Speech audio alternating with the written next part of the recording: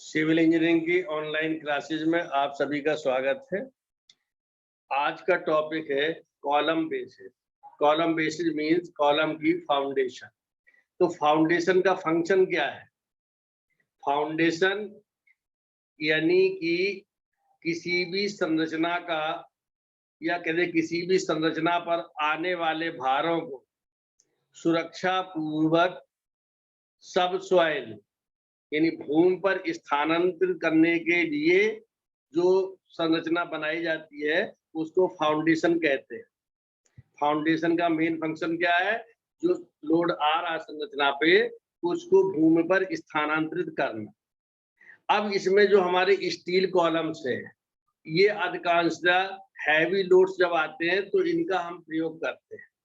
Heavy load के लिए आपको बताया गया था जब कॉलम जो है हम सिंगल सेक्शन का भी इस्तेमाल करते हैं और बिल्ट अप सेक्शन भी इस्तेमाल करते हैं।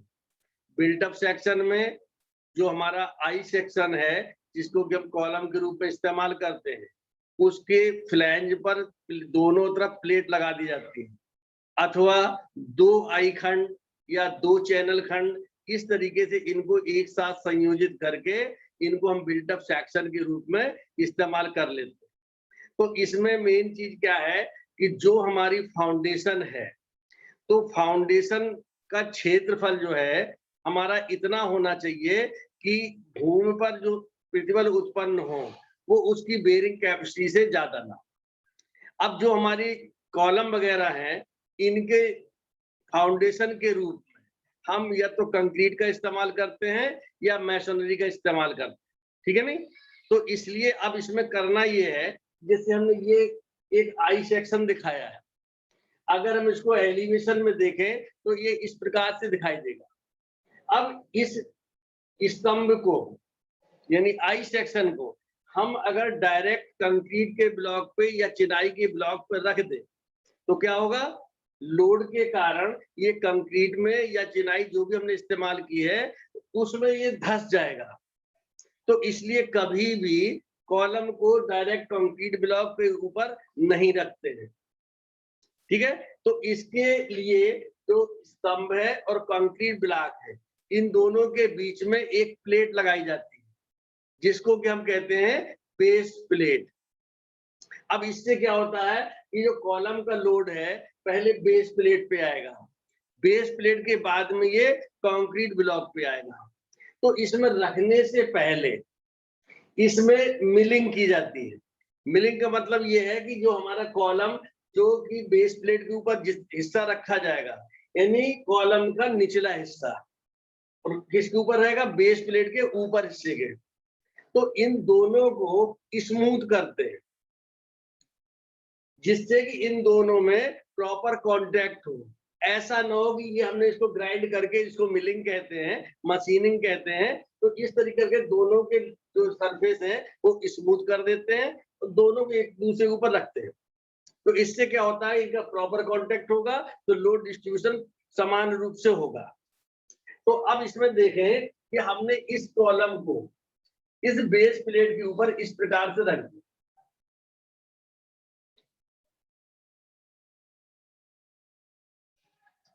ठीक है? तो अब इससे क्या होगा, ये जो लोड है इस पर आने वाला जो भार है ये हमारा बेस प्लेट पर स्थानांतरित होगा। अब बेस प्लेट जो है इसके नीचे कंक्रीट ब्लॉक बनाते हैं।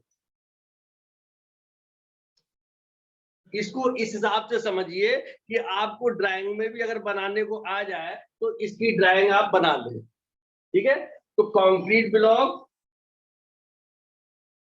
ठीक है, ये मान लीजिए ग्राउंड लेवल ही है तो कुछ हिस्सा कंक्रीट ब्लॉक का ग्राउंड लेवल के नीचे और कुछ हिस्सा ग्राउंड लेवल के ऊपर।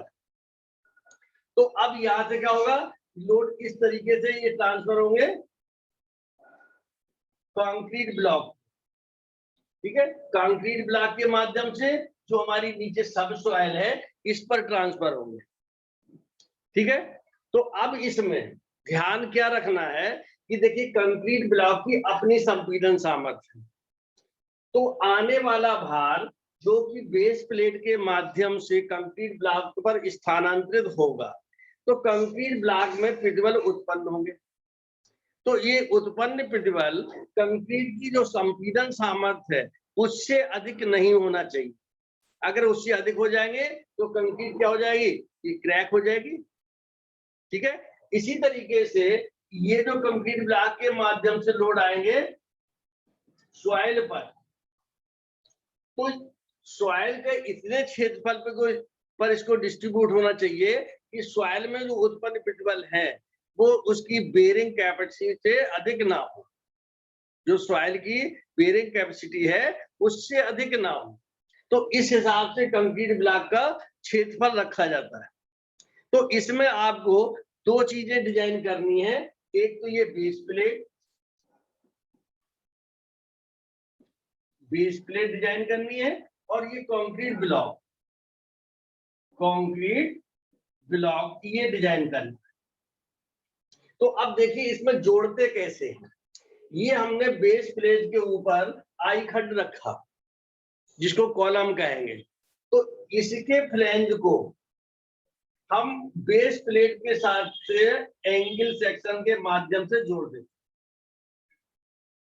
ये कोड़ी खंड है, इसको एक सिरा हमारा फ्लैंज के साथ में और दूसरा सिरा बेस प्लेट के साथ में ये कनेक्ट कर देते। इसी तरीके से दोनों तरफ हो जाएगा।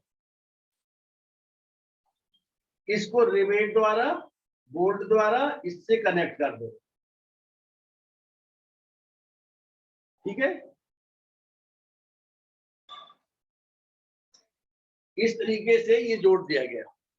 अब इसका जो बैब है जो सामने दिखाई दे रहा है, बैब में भी एक एंगल लगाते हैं जिसको कि हम क्लीट एंगल कहते हैं। एलिवेशन में एंगल कुछ इस तरीके से दिखाई देगा, तो इसमें हम ये जो पोर्शन है इसमें रिवेट लगा देंगे और इसको बेस प्लेट से इधर कनेक्ट कर देंगे। ठीक है, तो इसमें देखिए जो क्लीट एंगल लगा है इस तरफ भी लगेगा और इस तरफ भी लगेगा, तो इसको हम कहते हैं फ्लैंज एंगल। ठीक है, अब ये जो बेस प्लेट है ये कंक्रीट ब्लॉक के ऊपर रख दी जाती है और इसके चारों कॉर्नर पे होल बने रहते हैं।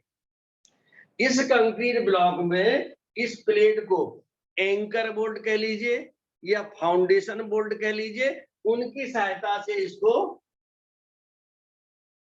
फाउंडेशन बोल्ट किस तरीके से बना दिए, ऐसे बना दे और यहाँ पर एक बाशर रख करके इसको नट बोल्ट से कस दिया जाता। ठीक है, तो सेम इसी तरीके से इस तरफ कर दिया जाएगा। तो ये है फाउंडेशन बोल्ट को हम ऐसे भी बना सकते हैं। ठीक है, तो आपको ये इसकी ड्राइंग हो गई। अगर हम इसको प्लान में देखना चाहें तो कैसे देखेंगे, सबसे पहले ये कंक्रीट ब्लॉक देख लीजिए, भी बना लीजिए। तो सबसे पहले जो कंक्रीट ब्लॉक है इसकी लंबाई चौड़ाई इस तरीके से बना देंगे। फिर इसके बाद में बेस प्लेट ये इस तरीके से बन जाएगी। बेस प्लेट के बीचों बीच पे देखिए, बेस प्लेट के बिल्कुल बीचों बीच पे ये आई खंड बना देंगे इस तरीके से।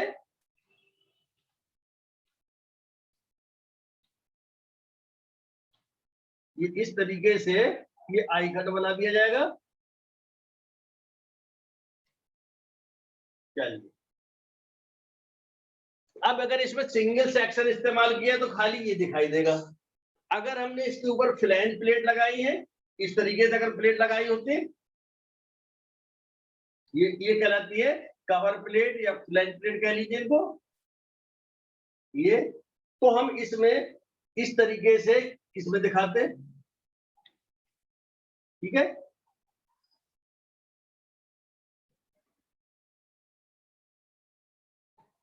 अब इसके बाद में ये जो हमने फ्लैंज एंगल लगाया है ये फ्लैंज एंगल लग जाएगा। अगर हमने कवर प्लेट इस्तेमाल किए तो फ्लैंज एंगल की लंबाई जो है ये कवर प्लेट के बराबर रहेगी, और अगर हमने नहीं इस्तेमाल किए तो यहाँ फ्लैंज तक इसको लेकर के आएंगे। तो इस तरीके से ये हमारा फ्लैंज एंगल हो गया। इसको हम रिवेट या नट बोल्ट की सहायता से इसके साथ कस देते हैं, ठीक है। और ये जो है हमारी प्लेट, बेस प्लेट के साथ में कोड़ी खंड को जोड़ दिया जाता है,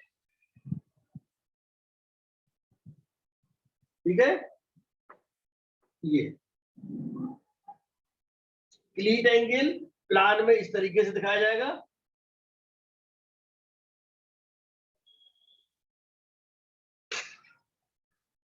ठीक है, तो एक ये रिवेट यहाँ पे लगी होगी और यहाँ पे लगी होगी।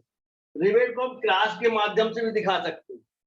अब ये बेस प्लेट जो है इसमें ये होल रहते हैं चारों कॉर्नर पे इस तरीके से, जो इसमें कंक्रीट ब्लॉक में फाउंडेशन बोर्ड की सहायता से इसको ग्राउंड कर देते हैं, ठीक है। ये बेस प्लेट जो है हमारे फाउंडेशन बोल्ट है, एंकर बोल्ट है, इनके सहायता से ये स्थिर हो जाता है। तो इस तरीके से ये इसका प्लान और ये इसका एलिवेशन, ये आपको ड्राइंग में भी मदद करेगा। अगर बनाने को आती है तो आप इस तरीके से बना सकते। तो अब आपको सबसे पहले डिजाइन करनी है बेस प्लेट, ठीक है। तो बेस प्लेट से लोड कहां से आएगा? कॉलम से, क्लियर। और बेस प्लेट किस पर ट्रांसफर करेगी? कंक्रीट ब्लॉक पे। तो सबसे पहले design of base plate, design of base plate. तो मान लीजिए कि स्तंभ पर आने वाला भार कैपिटल डब्ल्यू, तो बेस प्लेट यानी आधार प्लेट का क्षेत्रफल, सबसे पहले इसको निकालते हैं, इज इक्वल टू स्तंभ पर आने वाला भार बटे, अब ये किस पर ट्रांसफर करेगा? कंक्रीट ब्लॉक पे। तो इसमें हम कंक्रीट की जो हमारी परमिसिबल कंप्रेसिव स्ट्रेंथ है इसको लेंगे, यानी कंक्रीट में की अनुज्ञेय संपीड़न सामर्थ्य, ठीक है, ये लेके चलेंगे। तो इससे क्या होगा कि हमको इस आधार प्लेट का क्षेत्रफल पता हो जाएगा। अब हम आधार प्लेट को वर्गाकार मानते हो, क्या मानेंगे? वर्गाकार। वर्गाकार आधार प्लेट की भुजा, इसको वाली क्षेत्रफल को ए, तो ये हो जाएगी √a। जो इसकी डायमेंशन आए इसको 10 के गुणक में बना लीजिए और कम नहीं करना है। तो इस तरीके से हम इसकी भुजा की माप निर्धारित कर लेंगे, ठीक है। तो इसकी माप निर्धारित होने के पश्चात फिर हम इसकी थिकनेस निकालते हैं। थिकनेस यानी कि ये प्लेट की मोटाई। तो प्लेट की मोटाई निकालने के लिए हम जो फार्मूला इस्तेमाल करते हैं, प्लेट की मोटाई, चल लीजिए आधार प्लेट की मोटाई, आधार प्लेट की मोटाई T is equal to √3 small w upon sigma BS लिखिए या सिग्मा की जगह FBS लिखिए, और इसके बाद में A² माइनस B²/4 ये लिखेंगे। इसमें W क्या है? W है कि जो हमारी कंक्रीट पर जो बेस प्लेट लोड ट्रांसफर कर रही है, तो कंक्रीट में उत्पन्न वास्तविक प्रतिबल, ठीक है, कंक्रीट में उत्पन्न वास्तविक प्रतिबल। तो ये प्रतिबल की वैल्यू कैसे निकलेगी? W is equal to concrete में उत्पन्न वास्तविक प्रतिबल। तो वास्तविक प्रतिबल यानी आने वाला बार W जो स्तंभ पे आ रहा है बटे आधार प्लेट का वास्तविक क्षेत्रफल, आधार प्लेट का वास्तविक क्षेत्रफल, ध्यान रखिएगा, ठीक है। तो इस तरीके से ये जो वैल्यू आएगी ये कंक्रीट की अनुज्ञेय संपीड़न सामर्थ्य से या तो कम होगी या इसके बराबर होगी, ज्यादा नहीं हो सकती है, ठीक है। तो इस तरीके से हमने स्मॉल W की वैल्यू ये ज्ञात कर, सिग्मा BS है permissible bending stress in steel. इस्पात जो हमने इस्तेमाल किया है इसमें उसकी अनुज्ञेय बंकन प्रतिबल या अनुज्ञेय नमन सामर्थ्य कुछ भी कहें, तो ये हमारी हो गई सिग्मा BC, या हम इसको FBS भी लिख दें, सिग्मा BS या FBS, ठीक है। अब आते हैं A और B। अब A और B जो है ये स्तंभ हमारा इतना हिस्सा स्तंभ का कहलाएगा, कितना, जहां तक कवर प्लेट है एक यहां तक हिस्सा कहलाएगा स्तंभ का, और यहाँ ये इसका ये हिस्सा कहलाएगा। तो इन दोनों हिस्सों के यानी फ्लैंज के इस तरफ जहां कवर प्लेट लगी है वहां से आधार प्लेट की बाहरी किनारे की दूरी, यानी कि ये देखिए इसको हटा दे रहे हैं, ये जो हमने कवर प्लेट लगाई है ये यहां से ये दूरी, ये कहलाएगी प्रोजेक्शन, ये कहलाएगी प्रोजेक्शन, प्रक्षेप, ठीक है। और दूसरा जो है यहाँ पर ये जो हमने कवर प्लेट लगाई वहां से ये प्रोजेक्शन, यानी दो डायरेक्शन है, एक डायरेक्शन दूसरी ये डायरेक्शन। तो हमारा जो स्तंभ है और जो बेस प्लेट है इनमें प्रोजेक्शन जो दो डायरेक्शन में है इनकी वैल्यू निकालनी है, ठीक है। इसमें जिसकी वैल्यू ज्यादा होगी, इस प्रोजेक्शन में जिसकी वैल्यू ज्यादा होगी उसको हम कहेंगे बड़ा प्रक्षेप, और जिसकी वैल्यू कम होगी उसको कहेंगे छोटा प्रक्षेप। बड़े प्रक्षेप को A मानेंगे और छोटे प्रक्षेप को B मानेंगे। अब जैसे इसमें देख लो, इसमें हमारी ऐसी देख रही ये कवर प्लेट जो हमारी बेस प्लेट है वो ये, तो बेस प्लेट की जो डायमेंशन थी √A से हमने ये वैल्यू निकाल ली, बुझा। तो अब ये देखो ये हमारी आई खंड की गहराई है जिसको कि हम D कहते हैं, और इसमें दो फ्लैंज प्लेटें लगा रखी है, इनकी मोटाई जो भी हो, तो यहां से यहां तक की दूरी जो है ये D+2 इंटू कवर प्लेट की मोटाई, ठीक है। और इसको हमने जो प्लेट की माप थी उसमें से इसको घटा दिया, घटाने के बाद 2 से डिवाइड कर देंगे तो ये वैल्यू हमको प्राप्त हो जाएगी, ठीक है। ये हमारा प्रोजेक्शन ये मिल जाएगा। इसी तरीके से जब हम इस प्रोजेक्शन को निकालें तो ये हमारी आधार प्लेट की माप माइनस कवर प्लेट जो लगाई इसकी चौड़ाई, इसको घटा देंगे और डिवाइडेड बाई 2 कर देंगे तो ये चीज आ जाएगी। अगर हमने कवर प्लेट नहीं लगाई है तो फ्लैंज के इस किनारे से ये दूरी लेंगे, इसी तरीके से यहां से ये दूरी लेंगे, ठीक है, क्लियर है। तो इस तरीके से हमने बड़ा प्रक्षेप और छोटा प्रक्षेप निकाल देंगे। इनकी वैल्यू निकलने के बाद हमने T की वैल्यू कैलकुलेट कर देंगे। तो इस तरीके से आपकी आधार प्लेट की माप और उसकी थिकनेस ये दोनों डिजाइन हो जाते, क्लियर। अब इसके बाद में क्या डिजाइन करना है, कंक्रीट ब्लॉक की डायमेंशन जिसमें कि लंबाई, चौड़ाई और मोटाई, ठीक है। तो अब देखिए कैसे करेंगे इसको।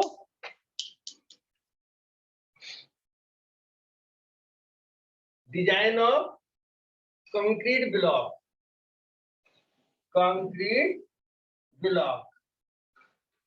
तो अब इसमें देखिए कि जो स्तंभ से बाहर आ रहा था और प्लस ये जो हमने कंक्रीट ब्लॉक इसका वेट, ये दोनों का योग ये ग्राउंड पर स्थानांतरित होगा, ट्रांसफर होगा।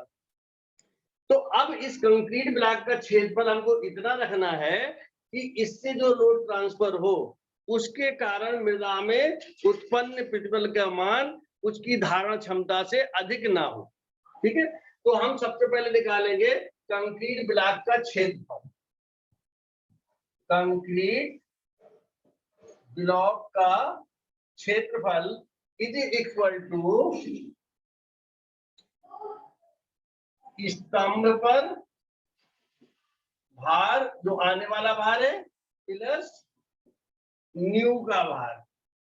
न्यू का भार यानी जो कंक्रीट ब्लॉक है उसका भार बटे मृदा की धारण क्षमता। ठीक है, तो अब इसमें जो हमारा न्यू का भार है, न्यू के भार को जो स्तंभ का भार है उसका 10% मानते हैं। न्यू का भार बराबर 10% ऑफ लोड ऑन कॉलम। ठीक है, जो कॉलम पे लोड आ रहा उसका 10% मान लेते। अगर हम इसको कहें कि आने वाला भार W है तो न्यू का भार हो जाएगा 0.1 W। ठीक है, तो इस तरीके से हमने इसका जो है लोड निकाल लिया। तो जो है क्षेत्रफल हमारा हो जाएगा इज इक्वल टू 1.1 W बटे मृदा की धारण क्षमता। ठीक है, मृदा की धारण क्षमता। तो इससे हमको न्यू का क्षेत्रफल मीटर स्क्वायर में प्राप्त हो जाएगा। ठीक है, अब इस क्षेत्रफल जो मीटर स्क्वायर में प्राप्त हुआ तो इस कंक्रीट ब्लॉक को भी वर्गाकार मानते हुए इसकी एक भुजा हम ज्ञात कर ले। ठीक है, तो इसमें ब्लॉक की भुजा बराबर अंडर रूट और इसका क्षेत्रफल। ठीक है, तो इस तरीके से हमने इसको भी राउंड फिगर में बना देंगे, जो भुजा आ जाएगी। अब इसके बाद निकालना है इसकी मोटाई। तो मोटाई के लिए ये माना जाता है कि ये जो भार हमारा आधार प्लेट के माध्यम से कंक्रीट ब्लॉक पर स्थानांतरित हो रहा है, तो इसमें डिस्ट्रीब्यूशन एंगल जो है यहां से माना जाता है। तो ये डिस्ट्रीब्यूशन एंगल 45 डिग्री मानते हैं। कितना देते हैं? 45 डिग्री। ये लोड हमारा जो है 45 डिग्री पर ये ट्रांसफर होगा। तो देखो, जब ये एंगल 45 है तो हम कह सकते हैं ये गहराई और ये प्रोजेक्शन ये दोनों बराबर होंगे। tan 45 = 1 से। अब हमको ये यहां से लेकर के यहां तक कंक्रीट ब्लॉक की चौड़ाई पता है। मान लो कि हमने ले ली ये कैपिटल बी। ठीक है, और जो हमारी आधार प्लेट थी इसकी ले ली स्मॉल बी। ठीक, तो अब ये प्रोजेक्शन कितना बचा? तो हम लिखेंगे कैपिटल बी में से स्मॉल बी घटा देंगे और डिवाइडेड बाय 2 कर देंगे, तो हमको इससे ये डिस्टेंस पता चल जाएगा। तो कंक्रीट ब्लॉक की मोटाई इक्वल टू कंक्रीट ब्लॉक की चौड़ाई माइनस आधार प्लेट की चौड़ाई बटे 2। बस इसके अलावा आपको कुछ चेक नहीं करना है। तो ये हमारा एक डिजाइन प्रोसीजर था। किसके लिए? स्लैब बेस के लिए। तो इसमें बताना भूल गए कि 2 प्रकार के कॉलम बेस होते हैं। एक को कहते हैं स्लैब बेस, दूसरा कहलाता गजेट बेस। ठीक है, तो ये हमने जो बताया ये स्लैब बेस का है। ठीक है, तो इस तरीके से स्लैब बेस में हम 2 चीजों को डिजाइन करते हैं, एक तो बेस प्लेट की, दूसरी कंक्रीट ब्लॉक की। बेस प्लेट में क्या निकालना है? इसकी साइज और थिकनेस। यही सेम चीज कंक्रीट के ब्लॉक के लिए करना है। ठीक है, अब इसके लिए क्वेश्चन सुनिए। इस क्वेश्चन से बिल्कुल क्लियर हो जाएगा। सुनिए, एक स्तंभ ISHB 300, तो कौन सा स्तंभ है? नोट कर लीजिए, ISHB 300। ISHB 300 at the weight of 63.3 kg/मीटर। ये खंड लिया गया है। ठीक है, स्तंभ के रूप में इस खंड का इस्तेमाल किया गया है। स्तंभ के साथ प्रत्येक फ्लैंज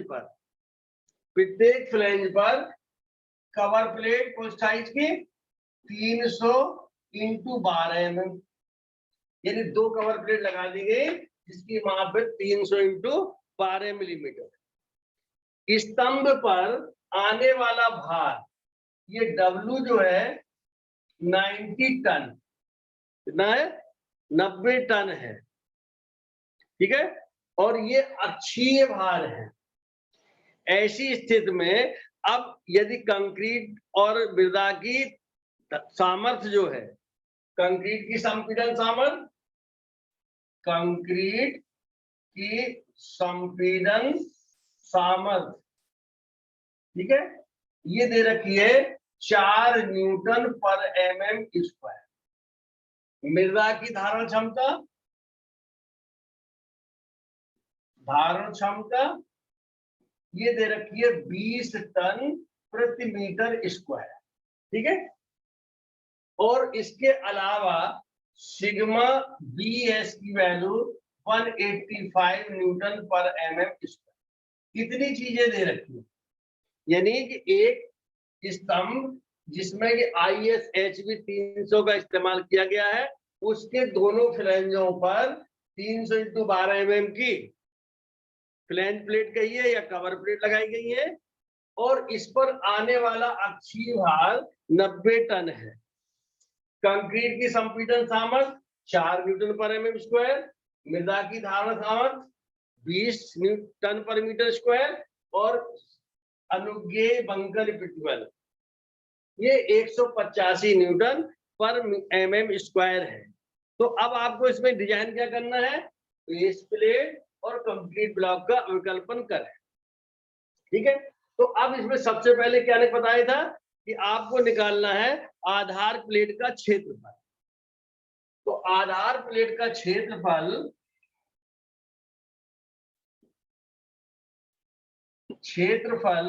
इज इक्वल टू स्तंभ पर आने वाला भार, कितना हो गया? 90, ये टन में दिया गया है। तो इसको न्यूटन में बनाने के लिए 10,000 से गुणा कर देंगे। पता है एक टन में कितने न्यूटन होते हैं? 10,000, ठीक है, बटे, अब बताया था ये ट्रांसफर करते हैं लोड कंक्रीट ब्लॉक पे, तो इसमें कंक्रीट की अनुज्ञेय संपीड़न सामर्थ्य यानी कि ये 4, तो इसमें 4 से भाग दे देंगे।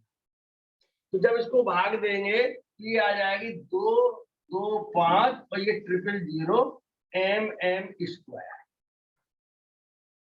ठीक है। तो अब इसमें जो हमारी आधार प्लेट है इसको वर्गाकार मानते हुए लिखो, प्लेट को वर्गाकार मानते हुए माप is equal to under root और इसका क्षेत्रफल। तो ये कितना आया? 225 और 000। तो इसको जब हम सॉल्व करेंगे तो ये वैल्यू हमको मिलेगी 474 mm स्क्वायर, सॉरी 474 mm, ठीक है। ये वैल्यू 474 निकल रही है। तो अब हम इसको अपनी सुविधा अनुसार चाहे 480 मान लीजिए या 500 मानिए, इसमें बढ़ाने में हमने इसको 500 mm ले लिया, ठीक है। 474 चाहिए थी और हमने इसको 500 mm ले लिया, ठीक है। तो 500 mm लेने के बाद अब हमको इसकी निकालनी है थिकनेस, ठीक है। तो थिकनेस के लिए क्या फार्मूला बताया था? T = 3W upon sigma BS A² minus B² बटे 4। तो अब सबसे पहले इसमें क्या निकालना है? W की वैल्यू। W यानी कंक्रीट ब्लॉक में उत्पन्न वास्तविक प्रतिबल। ये कहाँ पर उत्पन्न होंगे? कंक्रीट और आधार प्लेट के बीच में, इस तरीके से उत्पन्न होंगे, ठीक है। तो अब एक्चुअल में क्या होंगे? तो हमने निकाला W = स्तंभ पर आने वाला भार 90 टन है तो न्यूटन में बना दिया, 10,000 से गुणा कर दिया, बटे आधार प्लेट की वास्तविक क्षेत्रफल, आधार प्लेट का वास्तविक क्षेत्रफल। अगर हम ये 474 लेके चलते तो ये वैल्यू हमारी 4 न्यूटन पर एमएम स्क्वायर आ जाती है। अब हमने चूंकि इसका क्षेत्रफल बढ़ा के लिया है, 500 एमएम लिया है, तो जो लिया है उसी को पुट करेंगे। ठीक है, इस तरीके से ये वैल्यू निकल के आ जाएगी 3.6 न्यूटन पर एमएम स्क्वायर। ठीक, अब आइए इसमें ए और बी निकालने में। तो हम सबसे पहले लिखेंगे प्रक्षेप। अब ये नहीं पता कि बड़ा कौन सा है और छोटा कौन सा है, तो हमने लिखा पहले प्रक्षेप इज इक्वल टू, तो इसकी माप कितनी हो गई, बी माइनस इसमें कितना हो गया, आई खंड की गहराई capital D minus 2 into cover plate की मोटाई टी। इसमें टी नहीं लिखते हैं, सीधे 12 mm लिखते। ठीक है, कवर प्लेट की मोटाई 12, यानी हमको ये चीज जो है बी में से घटा देनी। तो बी की वैल्यू कितनी निकाली थी, 500 mm, और इसके बाद जो आ जाए इसका 1/2। ठीक है, तो 1/2 500 माइनस 300 माइनस 24 ये आ गया। तो इसको हल करेंगे तो कितना हो गया, 200 में से ये गया 76, 176 का आधा यानी 88 mm। ठीक है, ये 88 mm आ गया। दूसरा प्रक्षेप निकालेंगे, इसको साफ किए देते हैं। दूसरा प्रक्षेप निकालेंगे, ये हो जाएगा 500। ठीक है, ये चौड़ाई माइनस जो फ्रंट प्लेट लगाई उसकी चौड़ाई यानी माइनस 300, इसका 1/2, तो ये आ गई 100। ठीक है, तो इसमें देखो ये आ रही 88, ये आ रही 100, तो हमने यहां लिख दिया बड़ा प्रक्षेप और इसको मान लिया ए। इसी तरीके इसके लिख दिया छोटा प्रक्षेप, इसको लिख दिया कैपिटल बी। अब हमारा जो फार्मूला है, इस फार्मूले में हम वैल्यू पुट करें तो आधार प्लेट की मोटाई T equal to √3 into W की वैल्यू 3.6 अपॉन सिग्मा BS यानी 185, A इक्वल टू 100 का स्क्वायर माइनस बी हो गया 88 का स्क्वायर डिवाइडेड बाई 4। ठीक है, तो इसको जब हम सॉल्व करेंगे तो ये वैल्यू हमको मिलती है 21.69 mm। ठीक है, अब प्लेट हमारी 20 mm की आती है, 22 mm की आती है और इसके बाद 25 mm। ठीक है, तो हम चाहे तो इसको सीधे 22 mm लिख। तो इस तरीके से हमारी जो आधार प्लेट है इसकी माप निर्धारित हो गई। अब हम इसके बाद में अगले स्टेप में कंक्रीट ब्लॉक का विकल्पन करेंगे। तो कंक्रीट ब्लॉक का क्षेत्रफल निकालने के लिए क्या करेंगे, चलिए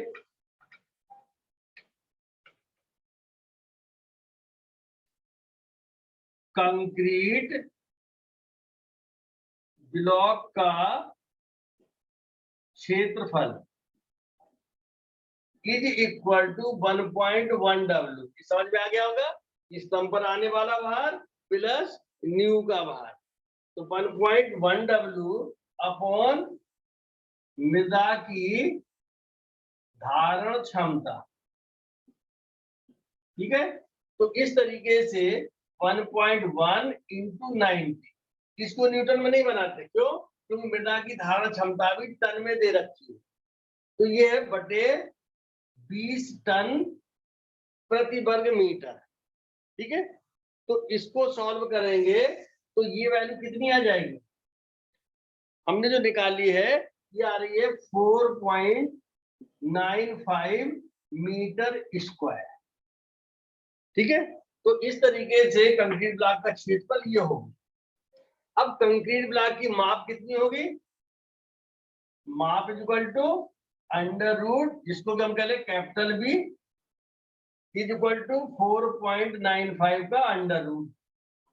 ठीक है, तो ये वैल्यू आ गई 2.23 मीटर। ठीक है, अब इसको राउंड फिगर में आप 2.3 मीटर लिख लीजिए, 2.4 मीटर लिखिए, इससे कोई फर्क नहीं पड़ता। ठीक है, हम इसको ले लिया कि 2.3 मीटर। अब क्या रह गया निकालने के लिए? कंक्रीट ब्लॉक की मोटाई। तो लिखेंगे कि कंक्रीट ब्लॉक पर भार वितरण कोण 45 डिग्री लेते हुए, ठीक है, कंक्रीट ब्लॉक की मोटाई इज इक्वल टू, यानी जो डिस्ट्रीब्यूशन एंगल है, डिस्पर्सन एंगल है, इसको हमने मान लिया 45 डिग्री। तो कंक्रीट ब्लॉक की गहराई,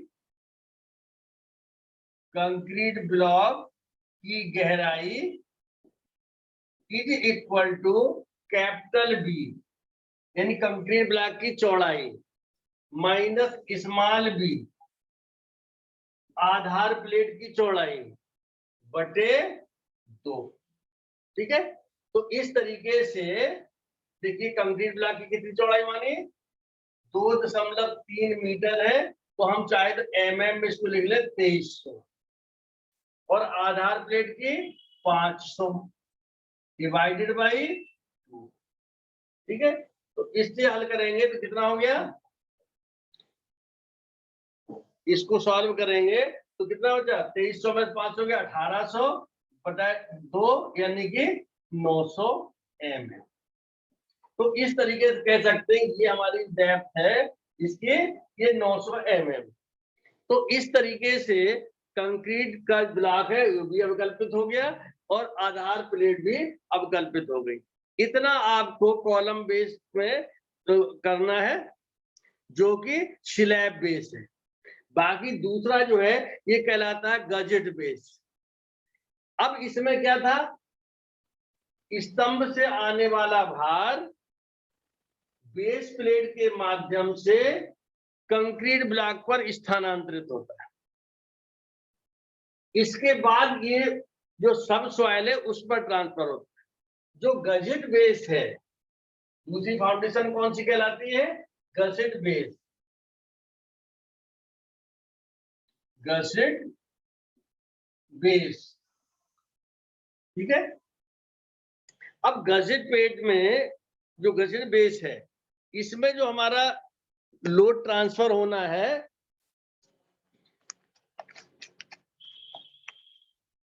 तो इसमें स्तंभ से सीधे प्लेट पर, और उसमें क्या होता है? कॉलम से जो लोड ट्रांसफर होगा, कॉलम से गसेट बेस पर, गसेट प्लेट पर ट्रांसफर होगा, और गजेट प्लेट को कनेक्ट करते हैं एंगल के साथ में, जिसको फ्लैंज एंगल कहते हैं। ठीक है, तो इससे ट्रांसफर होगा एंगल पे, ठीक है, और एंगल के माध्यम से फिर ये बेस प्लेट पर। इसका लोड डिस्ट्रीब्यूशन इस तरीके से बेस प्लेट पर। तो अब इसमें जो है गजेट प्लेट में, तो जब किसी स्तंभ की तली पर, देखिए अब इसमें इंपॉर्टेंट क्या है कि जब हम इसको गजेट प्लेट कॉलम को बेस प्लेट पे रखते थे तो नीचे इसमें मिलिंग करते थे, जिससे दोनों की जो कांटेक्ट है, एरिया है, वो दोनों सेम लेवल पे हो। ठीक है, लेकिन गजेट बेस जो हमारा है, इसमें हम मिलिंग का काम नहीं करते, यानी इसकी सरफेस स्मूथ करने की आवश्यकता नहीं। तो ऐसी स्थिति में जो हमारा स्तंभ है, स्तंभ और बेस प्लेट के बीच में कुछ गैप भी रह सकता है। तो देखिए पहले इसका डायग्राम तुम्हें बस समझाने की कोशिश करते हैं।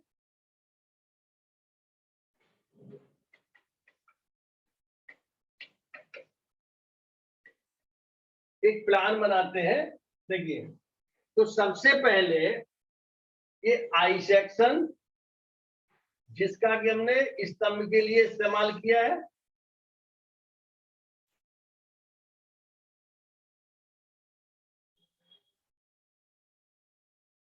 ये आई सेक्शन हो गया।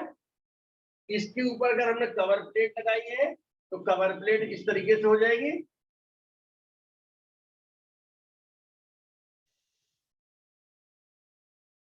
ठीक है, ये कवर प्लेट। ठीक है, अब इसके बाद इस पूरे सिस्टम को बेस प्लेट पे तो रखते हैं, इस तरीके से ये बेस प्लेट पे रखते हैं। ठीक है, तो अब इसमें जो कवर प्लेट है, इसके लंबाई के समानांतर गजिट प्लेट लगाई जाती है। ठीक है, इसके समानांतर गजिट प्लेट लगाते हैं। तो अब इसमें देखिए, ये गजिट प्लेट हो जाएगी ये, और ये लास्ट में जो हमारी बेस प्लेट है, इसकी पूरी चौड़ाई के बराबर होगी। तो इस तरीके से ये इसमें गजिट प्लेट ये लगा दी। ठीक है, अब इस गजिट प्लेट को जो हमारी एंगल है, क्लीट एंगल, इसके सहारे जो है क्लीट एंगल ये रहता है, और ये एंगल की थिकनेस इस तरीके से।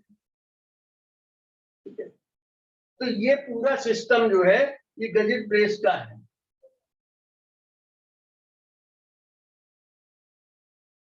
ठीक है, ये लगाते हैं। अब इन सब को आपस में रिवेट के माध्यम से इस तरीके से जोड़ देंगे। ठीक है, और इसके बाद इस खंड को, कोड़ी खंड को बेस प्लेट के साथ इसको जोड़ देंगे। प्लस के निशान का मतलब रिवेट दिखा दिया कि ये रिवेट। सेम सिस्टम यहां पे करेंगे, बीच में क्लीट एंगल लगेगा इस तरीके से, तो यहां पर इसको इस कनेक्ट कर दिया जाएगा, ये चीज इसमें। तो अब इसमें होता क्या है, अब डिजाइनिंग चूंकि करनी नहीं है, तो इसमें हम सबसे पहले क्या करते हैं, इसकी मिनिमम विड्थ बेस प्लेट की वो ये रखते हैं। यानी अगर इससे कम रखेंगे तो हमारा ये पूरा सिस्टम ही इसमें नहीं फिट बैठेगा। तो इससे कम तो चौड़ाई हमको रखनी नहीं है। इसके बाद में अब लंबाई कितनी निकालेंगे, क्योंकि ये भी हमारे कंक्रीट ब्लॉक पे रखी जाएगी। तो कंक्रीट ब्लॉक की जो क्षेत्रफल है, ठीक है, उस पर उत्पन्न प्रतिबल उसकी संपीड़न सामर्थ्य से ज्यादा नहीं होना चाहिए। तो हम बेस प्लेट का जो एरिया निकालेंगे उसमें मिनिमम विड्थ हमारी ये ले लेंगे, इसकी मिनिमम विड्थ जी मान लें, तो इसकी ये लेंथ कितनी होगी, तो एरिया इसका जो निकाला था उसमें इस बी से भाग दे देंगे, तो इसकी ये लेंथ निकल आएगी। ठीक है, तो इस तरीके से ये जो हमारा सिस्टम है, इसमें लोड का जो ट्रांसमिशन है, भार का जो वितरण है, स्तंभ के माध्यम से सबसे पहले गजिट प्लेट पे, और गजिट प्लेट के बाद ये जो एंगल लगा है इस पर, इसके बाद ये आधार प्लेट पे जाता है। इसलिए इस सिस्टम को कहते हैं गजिट बेस सिस्टम। ठीक है, क्योंकि लोड इसमें जो है गजिट प्लेट के माध्यम से आधार प्लेट पर पहुंच रहा है। अब अगर हम इसको एलिवेशन में देखें तो एलिवेशन उसी सिस्टम से बना देंगे। ये हमारी एक तरफ का बना दे रहे हैं, ये हमारी हो गई कवर प्लेट, और इसके पहले ये हो जाएगा एंगल जो हमारा आई खंड है, इसका फ्लैंज की मोटाई। अब ये गजिट प्लेट जो है, ये गजिट प्लेट पूरी ऊंचाई तक नहीं रहती, ये कुछ इस ऊंचाई तक रहती है, और ये ऊंचाई डिजाइन की जाती है, क्योंकि हमारा जो बेंडिंग मोमेंट है ये निर्भर करता है F M equal to F into Z से। तो इसकी जो अनुज्ञेय बेंडिंग स्ट्रेस है, इसके आधार पर जेड हम निकालते हैं, और उस जेड के लिए इसकी जो डेप्थ है रिजिड प्लेट की वो डिजाइन की जाती है। तो हम खाली इसका जो है हाफ व्यू बना दे रहे हैं। तो इस तरीके से ये हमारी हो गई प्लेट गजिट प्लेट। इस गजिट प्लेट को एंगल के सहायता से ये जोड़ दिया गया, ठीक है, ये जोड़ दिया गया और ये बेस प्लेट पे जोड़ दिया गया, ये बेस प्लेट हो गई, ठीक है, इस तरीके से। तो अब इसमें मेन क्या ध्यान रखना है कि इसमें अगर डिजाइनिंग करते हैं तो हम सबसे पहले क्या डिजाइन करेंगे, गजिट प्लेट। कोड़ी खंड डिजाइन नहीं होता, डिजाइन होते इसमें हमने जो रिवेट लगाए हैं ये रिवेटों की संख्या निकाली जाती। तो इसमें खाली आपका इंट्रोडक्शन है कि आपको जो है इसका सिस्टम क्या है कि इसमें हम जो इस्तेमाल करते हैं कॉलम, तो उसमें सबसे पहले कॉलम से लोड गजिट प्लेट पे, गजिट प्लेट से एंगल सेक्शन पे, फिर बेस प्लेट, इसके बाद जमीन पर स्थानांतरित होता है। इतनी जानकारी आप लोगों को होना चाहिए, ठीक है। तो इस तरीके से कि आपका कॉलम बेसिस का जो चैप्टर है वो यहीं पे समाप्त होता है, ठीक है। अब यही बात समाप्त करते हैं। Okay, thank you.